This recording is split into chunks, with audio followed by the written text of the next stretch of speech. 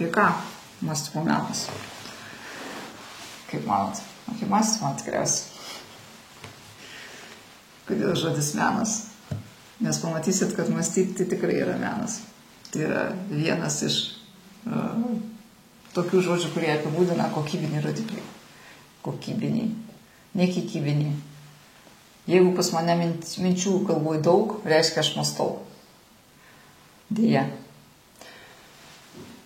Yra tokios savokos kaip galvojimas ir mąstymas. Po truputį, kad atskirtumėt, kas yra kas. Galvojimas tai va tas automatų, apie viską, pamačiau, pagalvojau.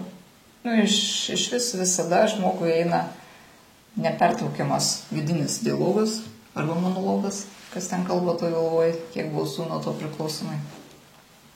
Ir jis jo sustabdyti dažniausiai nelabai gali. Kodėl tokios mintys niekas nebesusimąsto? Savistaba gal padėtų susimąstyti, bet ką su jom daryti, kaip ir daugybė visokių metodikų, daugybė visokių praktikų.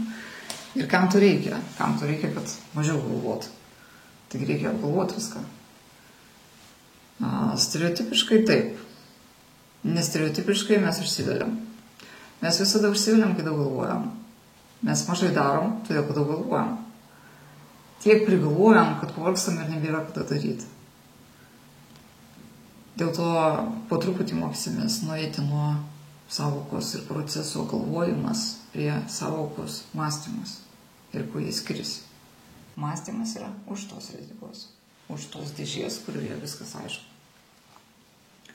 Jeigu jūs pagalvojat ir gaunat, kaip sakoma, nieko naujo neišradot ir gavot tą patį rezultatą, taip ir galvojau. Visada. Reiškia, jūs galvojat.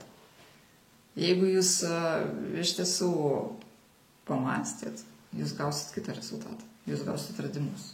Visada kažką naują. Kažką išmąstom naujo. Naują požiūrį kažkokį pajaučiam. Naują idėją. Galų gale kažkokią tai naujovę savo elgesyje ar dar kur nors. Kur visą tai pritaikoma visur. Žmogaus kasdienybėje. Kiekvieną dieną, kiekvieną akimirką. Tas, kas moka mąstyti, jis greičiau randa tiek išeitis ir susidariusių aplinkybių ir situacijų, tiek sumąsto kažką naujo savo veikloje, savo gyvenime. Įvaldo greit kitus požiūrius, nuo ko keičiasi jo visa konstrukcija, visa, sakykime, elgesio modeliai. Mintys nėra pavaldžios galvojimo procesai. Mintys yra formuojamos tik mąstymo procesą, sąmoningai ir valingai. Nukreipiant savo dėmesį visą, sakykime, į tam tikrą kažkokį tai tikslą. Ką jūs norit išmąstyti? Nuo to priklausomai. Jeigu mes kalbėjome apie kažkokį, sakykime, ketinimą jau daug metų, tai va čia bus labai procesas susijęs su ketinimu. Ką jūs ketinat padaryti, ką jūs ketinat atnešti, ką jūs ketinat išmąstyti ir kokio rezultato jūs tikitės. Daugiau, sakoma, sustatymas visko į savo vietas. Ne chaotiškai šaudom visur aplinkui ir gal pataikysim kada nors, o einam kryptingai nuo tam tikro taško, kuris kokybinė išraiška turi būti datemptas iki tos būtent strėlės paleidimo, kaip sakoma, krypties. Ir iki to rezultato, kokį norim. Mąstymo procesas yra grandininės reakcijos ir tokios, kaip sakoma, loginės grandinės, kurios turi susidėlioti aiškiai. Ko gero, kiekvienas susidūrė su tokiais dalykais, kaip kažką pagalvojot ir kažkas įvyksta. Jeigu jūs esat kažkokiam emociniam fone, tai ir įvykiai pagal tą emocinį foną formuojasi. Jeigu tik tai kažkur mes krentam žemyn į kažkokią, sakykime, sunkesnę turbulencinę zoną, tai pagal pojūčius, pagal visas emocijas, pagal tas, sakykime, užsiveliam kažkur jau. Tai visi įvykiai aplinkui reikiuosi patys baisiausi, kokių mes niekada nenorėjom. Ir tada, kai mes suvokiam, kad jau gana, mes pakeičiam ką? Mąstymo kampą, mąstymo požiūrį ir iš kitos pozicijos, iš kitos būsenos netgi pradedam kažką, sakykime, formuluoti savo kažkokias emocijas ir mintis ir pas mus pradeda viskas keistis. Keistis aplinka, kaip mes sakom, keičiasi sąlygos, terpė, kurioje mes esame. Vadinasi, objektas ir subjektas tarpusavy turi visiškai priklausomą ryšį. Stebėtojas ir stebimasis vienas nuo kito priklausomi. Jeigu ne tie patys. Dauguma galvoja, kad žmogus vertingas savo patirtimi. Yra tokia idėja. Kas daugiau patyręs, tas ten, kuris patyręs, yra, sakoma, vertingesnis negu tas, kuris nepatyręs. Deja, patirtis labai skiriasi tą vadinamą suvokta ir nesuvokta. Patirtis tik nesuvokta, bet tik patirtis visiškai nieko nereiškia žmogui ir jis vertės jokios jam nesukuria. Jeigu mes suvokiam patirtį, ta prasme apmąstom ir iš to gaunam išvadą, kas čia buvo, ką aš čia patyriau, tik tai tada patirtis tampa lemiama ir sudaro kažkokią vertę.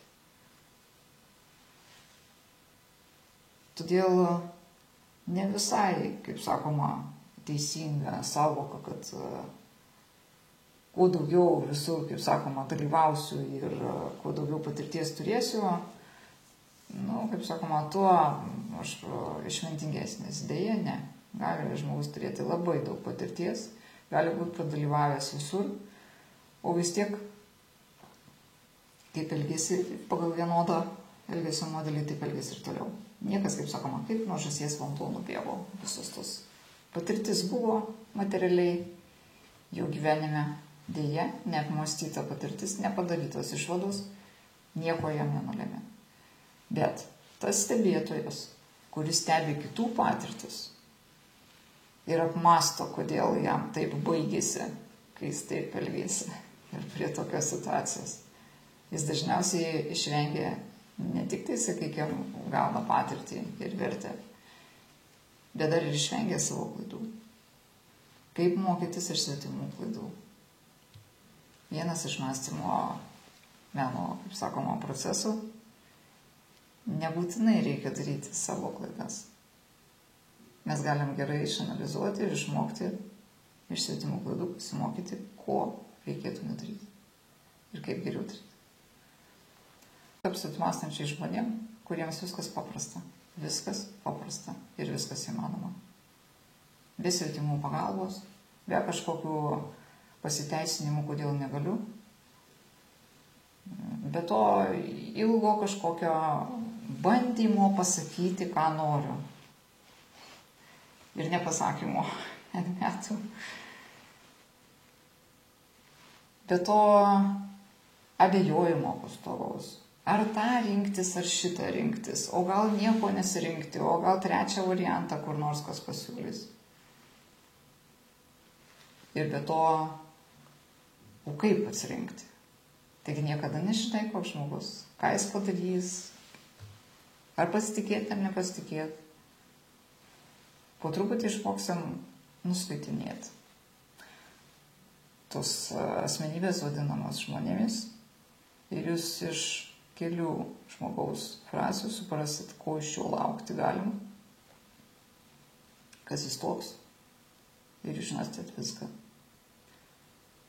Eina kalba apie savo sąmonės išsivalymą, nereikalingų visokių kažkokių įdiegtų programų, kažkokių virusų, nesąmonių, o kad tas nesąmonės išsidiegti, jūs su jomis turėsit susipažinti, pamatyti, nebijot, nebėgti, o pamatyti. Vat kaip šitokia nesąmonė mano galvoje gali gyventi, kuri neturi jokio pagrindo, iš kažkur išpešta, niekur aš jos nepritaikau, sukelia pastovią įtampą, baimę, emocijas kažkokias ir reaguoju visada kaip psichė kokia. į tą patį, arba net į skirtingus dalykus. Po to jau į visus dalykus reikia šitą. Ir sustabdyti šito neina. Mes bandėm visokiam priemonėm jau. Ir dar yra priemonė, vienintelė šita, kur yra tiesiogiai, sakoma, tiesiogiai mes dirbsim su savo galva. Dabar mes pamatysim, kad va šitas elgesio modelis, šitas mąstymo modelis, šitas apskritai esantis galvojų modelis, jis yra toks destrukcinis. Ir jį reikia visą, sakoma, nusinstaliuoti. Kompiuterio formatavimas, galima sakyti, šito formato labiau pavadinimus. Galvos formatavimas. Tai reiškia, mes susitvarkysime su tais failais. Ir su tais failais, kurie mums nereikalingi, daugiau nereikės grįžti ir tvarkytis. Per kiek laiko? Greičiausiai ilgai. Bet kai yra tikslas, tai ir yra kelias.